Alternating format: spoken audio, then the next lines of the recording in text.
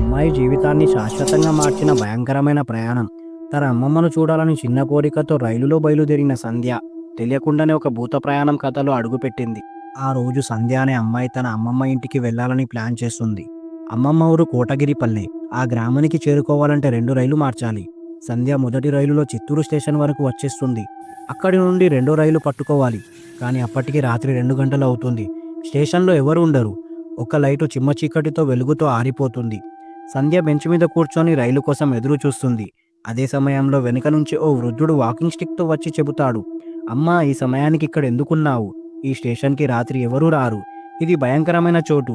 సంధ్య నవ్వుతూ సమాధానం చెబుతుంది, నాకు అమ్మమ్మ ఇంటికి వెళ్ళాలి. ఇంకో రైలు కోసం ఎదురు చూస్తున్నా. అంతే, ఆ వృద్ధుడు ఒక్కసారిగా మాయమైపోతాడు.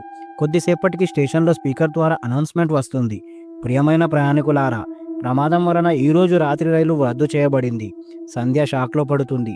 వెంటనే గాలి ఆ తుఫాన్లా గర్జిస్తూ స్టేషన్ మొత్తం కమ్ముకున్న మబ్బులోంచి విచిత్రమైన శబ్దాలు, అడుగుల చప్పట్లు, ఏదో ఎవరైనా కేకలు వేస్తున్నట్లు వినిపిస్తాయి. ఒక్కసారిగా స్టేషన్ లైట్లు మొత్తం ఆరిపోతాయి. చీకటిలో కేవలం గాలి శబ్దం, ఆమె గుండె చప్పుళ్ళు మాత్రమే వినిపిస్తాయి. సంధ్య ఫోన్ టార్చ్ ఆన్ చేసి చుట్టూ చూస్తుంది. కానీ బెంచ్ మీద రక్తపు చారలు కనిపిస్తాయి. వెనుక తల తిప్పగానే ఆ వృద్ధుడు మళ్ళీ కనిపిస్తాడు. కానీ ఈసారి అతని కళ్ళు ఎర్రగా వెలుగుతుంటాయి. ఆమె కేక వేయబోయే లోపే చిత్తూరు స్టేషన్ మొత్తం భయానక చీకటిలో మునిగిపోతుంది.